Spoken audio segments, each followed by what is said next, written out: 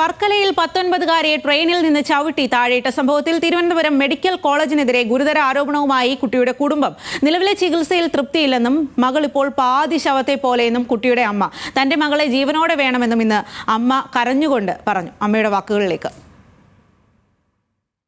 ഒരു dead body കിടക്കുമ്പോഴേ സത്യമായി എൻ്റെ കൊച്ചവിടെ കിടക്കണത് അതെനിക്കറിയാം. അങ്ങനെയാണ് കിടക്കണത്. പാതി കണ്ണടച്ച് ഒരു തൊടുമ്പോൾ ഫുൾ ഐസാണ്.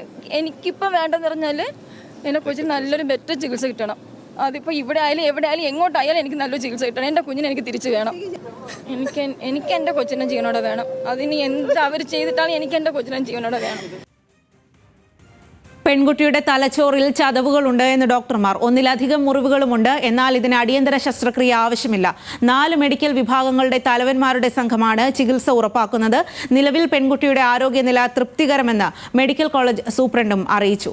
വിവരങ്ങളുമായി ദേവൻ MP ആണ് ചേരുന്നത്. ദേവൻ, കുട്ടിയുടെ കുടുംബത്തിന്റെ ഭാഗത്തു നിന്നും ഗുരുതരമായിട്ടുള്ള ആരോപണമാണ് ആശുപത്രിക്കെതിരെ, മെഡിക്കൽ കോളേജിനെതിരെ ഉയർന്നിരിക്കുന്നത്. അപ്പോൾ പെൺകുട്ടിയുടെ നിലവിലെ ആരോഗ്യനില ഏത് രീതിയിലാണ്? കുടുംബം പറയുന്ന കാര്യങ്ങൾ അനുസരിച്ചാണെങ്കിൽ ആരോഗ്യനില തൃപ്തികരമല്ല. എന്നാൽ മെഡിക്കൽ കോളേജ് അധികൃതർ എന്താണ് പറയുന്നത്? മെഡിക്കൽ ബോർഡ് അടക്കം രൂപീകരിക്കാനുള്ള കാര്യത്തിൽ എന്താണ് തീരുമാനം?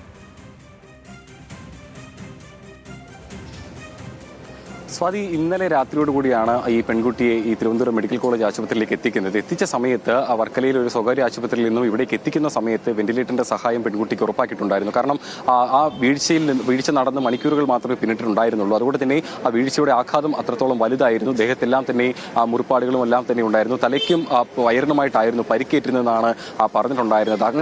അങ്ങനെ എത്തിച്ച പെൺകുട്ടിക്ക് വെന്റിലേറ്ററിന്റെ സഹായം മെഡിക്കൽ കോളേജിൽ ഇന്നലെ ഉറപ്പാക്കിയിട്ടുണ്ടായിരുന്നു. പക്ഷേ ഇന്ന് രാവിലെയോട് കൂടി തന്നെ ആ ഒരു അതീവമായിട്ടുള്ള ഒരു അപകടനില തരണം ചെയ്തു എന്നാണ് ആദ്യഘട്ടത്തിൽ രാവിലെ തന്നെ നമുക്ക് ഈ മെഡിക്കൽ കോളേജിൽ നിന്ന് വിവരങ്ങൾ ലഭ്യമായത്. പെൺകുട്ടിക്ക് ഈ വെന്റിലേറ്ററിന്റെ സഹായം അതിനുശേഷം പിന്നെ നൽകിയിട്ടുണ്ടായിരുന്നത് ഈ വീഴ്ചയിൽ പെൺകുട്ടിയുടെയും ശ്വാസകോശത്തിനടക്കം ഈ ചതവ് അല്ലെങ്കിൽ ആ ഇടിയുടെ ആഘാതം ഉണ്ടായിട്ടുണ്ട്. അത്തരത്തിൽ ഒരു സ്ഥിതിയിലുള്ള ഒരു രോഗിക്ക് ബുദ്ധിമുട്ടുകളില്ലാതെ ശ്വാസോച്ഛ്വാസം നടത്താനും മറ്റും വേണ്ടിയിട്ടായിരുന്നു പിന്നീട് ഈ വെന്റിലേറ്ററിന്റെ സഹായം ഉറപ്പാക്കിയിട്ടുണ്ടായിരുന്നത്. അത് തന്നെയാണ് ഇപ്പോഴും തുടരുന്നത്.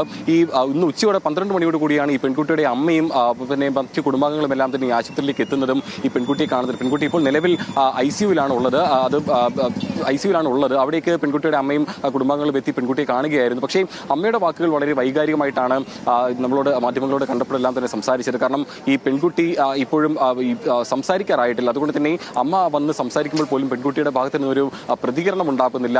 മാത്രമല്ല ഈ കഴിഞ്ഞ മണിക്കൂറുകളായിട്ട് ഇത്തരത്തിൽ സെഡേഷന്റെ എല്ലാം തന്നെ പൂർണ്ണമായിട്ടും പെൺകുട്ടി അങ്ങനെ തന്നെ കിടക്കുകയാണ്. അതുകൊണ്ട് തന്നെ പെൺകുട്ടിയുടെ ഭാഗത്ത് നിന്നും ഒരു പ്രതികരണം ഉണ്ടാവുന്നില്ല. അതിൽ കുടുംബം വലിയ രീതിയിൽ അതിന്റെ ആശങ്ക രേഖപ്പെടുത്തുന്നുണ്ട്. പ്രത്യേകിച്ചും ഓടുന്ന ട്രെയിനിൽ നിന്നും വീണ ഒരു പെൺകുട്ടിയാണ്, അല്ലെങ്കിൽ വലിയ പരിക്കുകൾ, മുറിപ്പാടുകളെല്ലാം തന്നെ മുഖത്തും തലയിലും എല്ലാം തന്നെ ഉണ്ട്. അതെല്ലാം കണ്ട് തന്നെ കുടുംബം വലിയ രീതിയിൽ ആശങ്ക അറിയിച്ചിട്ടുണ്ട്. മെഡിക്കൽ കോളേജിൽ ഇപ്പോൾ നടത്തുന്ന ചികിത്സ പരിമിതമാണ്, അല്ലെങ്കിൽ അത് പോരാ എന്നുള്ള ആരോപണമാണ് കുടുംബം ഉന്നയിക്കുന്നത്. ഇന്നിപ്പോൾ ഉച്ചയ്ക്ക് ശേഷം 1 മണിക്ക് ശേഷം അല്ലെങ്കിൽ 2 മണിയോടുകൂടി ഒരു മെഡിക്കൽ ബോർഡ് ചേരുമെന്നുള്ള ഒരു കാര്യമാണ് മെഡിക്കൽ കോളേജിൽ നമുക്ക് അറിയിച്ചിട്ടുള്ളത്. ഈ മെഡിക്കൽ ബോർഡിന് ശേഷം കൂടുതൽ കാര്യങ്ങൾ എന്താണ് വേണ്ടത് എന്നുള്ള കാര്യത്തിൽ ഒരു തീരുമാനമെടുക്കും. അത് ആരോഗ്യ വകുപ്പിനെയും അറിയിക്കും എന്നുള്ളൊരു കാര്യമാണ് നമുക്ക് ലഭ്യമാകുന്നത്. പക്ഷേ മെഡിക്കൽ സൂപ്രണ്ട് നമ്മൾ ബന്ധപ്പെടുമ്പോൾ അവർ പറയുന്നത് ഈ പെൺകുട്ടിക്ക് ഈ സംഭവിച്ച മുറിവിൽ അല്ലെങ്കിൽ വീഴ്ചയിൽ തലച്ചോറിന്റെ ഉള്ളിൽ ചില മുറിപ്പാടുകൾ ഉണ്ടായിട്ടുണ്ട്. അതിൽ ക്ഷതമേറ്റിട്ടുണ്ട്, അല്ലെങ്കിൽ ചതവുകളുണ്ട്.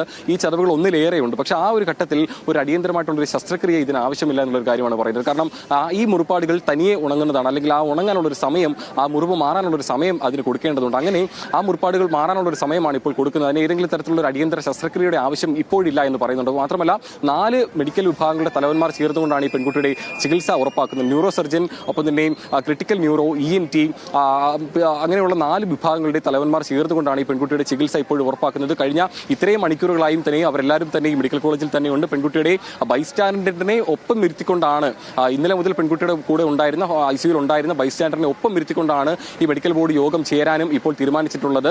അങ്ങനെ ഇപ്പോൾ മെഡിക്കൽ കോളേജിൽ നൽകുന്ന ചികിത്സയുടെ പൂർണ്ണ വിവരങ്ങൾ കുടുംബത്തെയും ഒപ്പം തന്നെ കൂടെ ഉണ്ടായിരുന്നവരെയും അറിയിക്കുമെന്നുള്ളൊരു കാര്യവും മെഡിക്കൽ കോളേജ് സൂപ്രണ്ട് നമ്മളോട് പറയുന്നുണ്ട്. എല്ലാ തരത്തിലുമുള്ള ചികിത്സ മെഡിക്കൽ കോളേജിൽ നിന്ന് പെൺകുട്ടിക്ക് ഉറപ്പാക്കുന്നുണ്ട്. ഏതെങ്കിലും തരത്തിലൊരു അപകടനില ഇപ്പോഴില്ല എന്നുള്ളൊരു കാര്യമാണ് പറയുന്നത്. നിലവിൽ അങ്ങനെ ഒരു അവസ്ഥ ഇല്ല. പക്ഷേ തലക്കേറ്റ പരിക്കുകളാണ്. അത് ഏതെങ്കിലും തരത്തിൽ മണിക്കൂറുകൾ കടക്കും.